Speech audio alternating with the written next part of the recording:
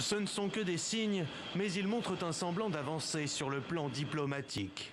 Contrairement à la précédente médiation ouest-africaine début août, les émissaires de la CEDEAO, emmenés par l'ancien président nigérian Abdul Salami Abubakar, ont pu échanger en personne avec le nouvel homme fort du pays, le général Abdourahmane Chani.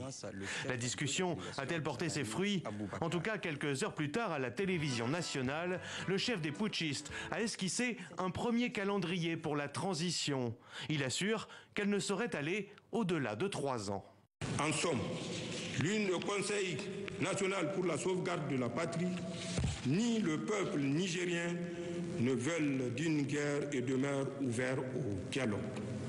Mais qu'on nous comprenne bien, si une agression devait être entreprise contre nous, elle ne sera pas la promenade de santé à laquelle certains croient.